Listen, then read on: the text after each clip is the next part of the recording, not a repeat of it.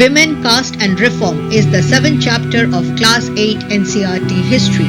Part 2 tells us the story of how for centuries the rigid caste system divided the society and deprived millions of people their right to dignity. Yet, in spite of all oppositions, brave voices rose to challenge this injustice and ignite a powerful movement for equality.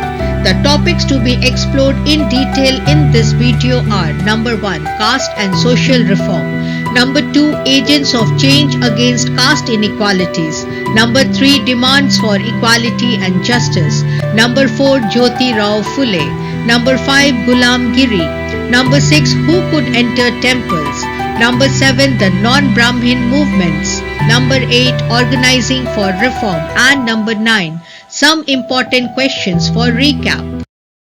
Caste and social reform.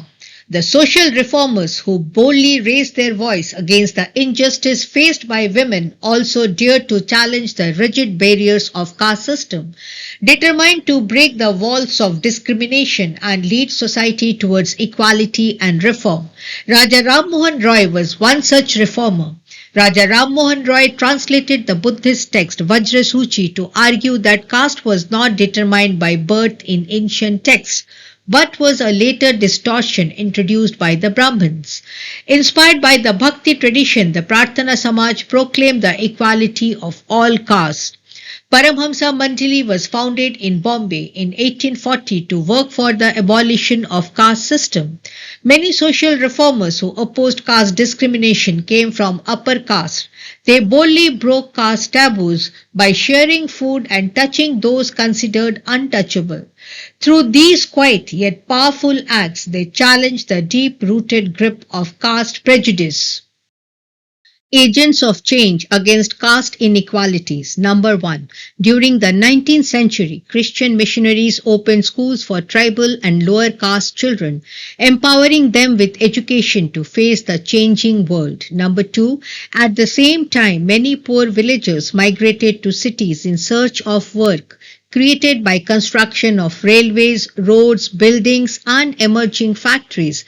This new urban life brought them into contact with different communities, gradually weakening caste barriers. Number 3. Many poor lower caste laborers left for plantations in Assam, Mauritius, Trinidad, and Indonesia. Though the work was hard, it offered them an escape from the oppression and daily humiliation imposed by upper caste landlords. Number 4. The army created new opportunities for the Mahar community who were treated as untouchables. Many found work in the Mahar regiment. For example, father of Dr. B.R. Ambedkar, leader of the Dalit movement, served as a teacher in army school. Number 5. During the First World War, there was a huge demand for shoes for the army. This gave an opportunity to the traditional leather workers and shoemakers who were looked at with contempt as their work was considered dirty and polluting to supply shoes for the army at high price and make huge profits. Demands for equality and justice. In the early 20th century, those non-Brahmin castes who had acquired access to education, wealth, and influence, took the initiative to start a movement against the supremacy of the Brahmins. In central India, Satnami movement was organized by Ghasi Das, who worked among the leather workers. In Bengal, Haridas Thakur Matwa worked among the Chandal cultivators. They questioned the Brahminical texts that supported the caste system. In Kerala, Sri Narayan Guru from Ejava caste proclaimed the ideals of unity for his people. According to him, all humankind belonged to the same caste. One of his famous statements was Oru Jati, Oru Matam, Oru Devam, Manushyanu. This meant one caste, one religion, one God for mankind. Sri Narayan Guru championed education, spiritual equality, and social upliftment. All these leaders who came from the non-Brahmin caste tried to create a sense of self-esteem among the subordinate castes because self-esteem is the inner strength that empowers individuals to recognize injustice and develop courage to challenge it. They worked hard to change those habits and practices which provoked the contempt of dominant castes.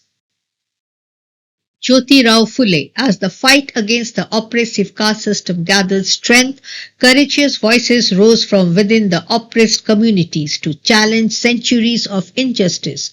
Among the most outspoken leaders was Jyoti Rao Phule, born in 1827 and educated in a missionary school. He developed powerful ideas for challenging the injustice of caste system. He strongly challenged Brahmins' claim of superiority on the basis of their Aryan origin.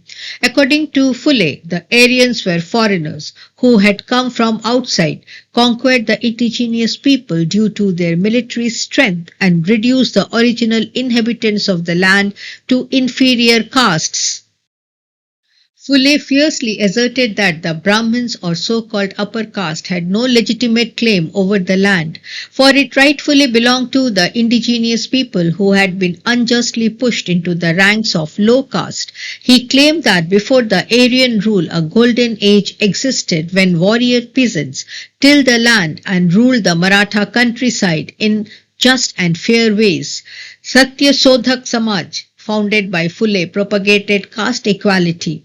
He encouraged the Shudras, the laboring castes, and Atishudras, untouchables, to challenge caste discrimination. The Satya Sodhak Samaj promoted education, equality, and women's rights. It also encouraged self-respect among the lower castes. Gulamgiri. In 1873, Phule wrote a book named Gulamgiri, which meant slavery. He dedicated his book to all those Americans who had fought to free slaves, thus establishing a link between the conditions of the lower castes in India and the black slaves in America.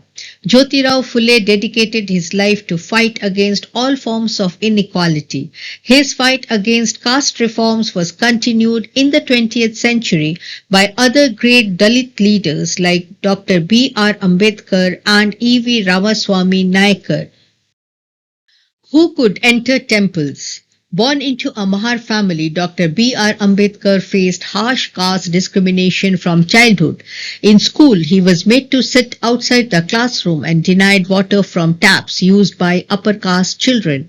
After studying in the United States, he returned to India in 1919 and began powerfully challenging upper caste dominions in society. In 1927, B.R. Ambedkar started the Temple Entry movement. His Temple Entry movement was strongly supported by the Mahar caste. Brahmin priests were outraged when they saw Dalits used water from the temple tanks. Some other notable movements led by him were Mahat Satyagraha in 1927 to assert the right of untouchables to use water of public tank. Manusmriti Dahan movement in 1927 was started to burn the Hindu law book Manusmriti as a protest against caste discrimination. He founded the Bahiskriti Hitakarni Sabha to promote education and improve the economic condition of the depressed classes. And in 1856, B.R. Ambedkar led a mass conversion movement to Buddhism, officially rejecting the Hindu caste system.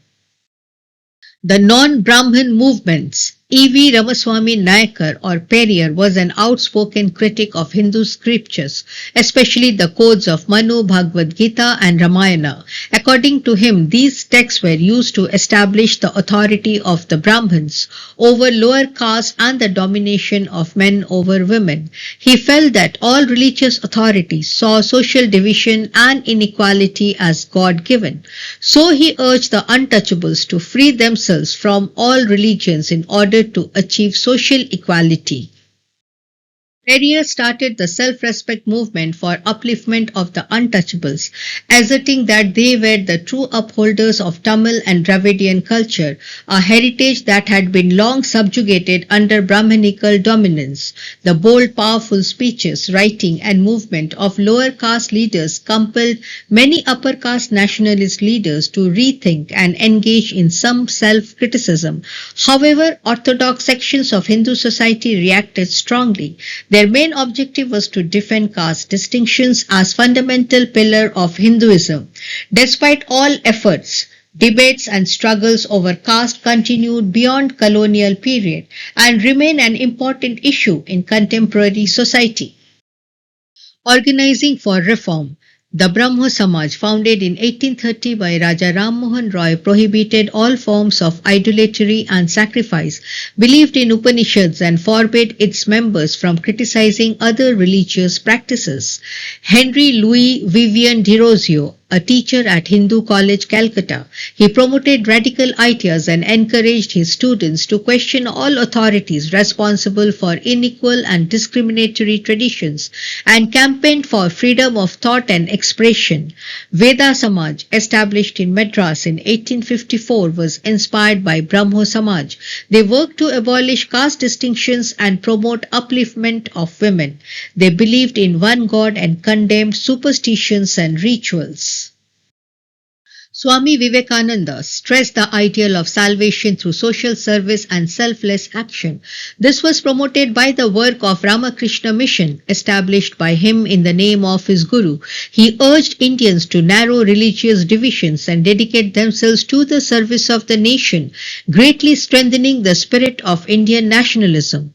The Prarthana Samaj, established at Bombay in 1867, sought to remove caste restrictions, abolish child marriage, encourage women's education, and end the ban on widow remarriage.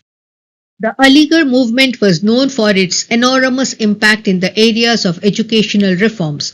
The Mohammedan Anglo-Oriental College, established at Aligarh by Sir Syed Ahmad Khan, offered modern education including knowledge of Western science to Muslim students.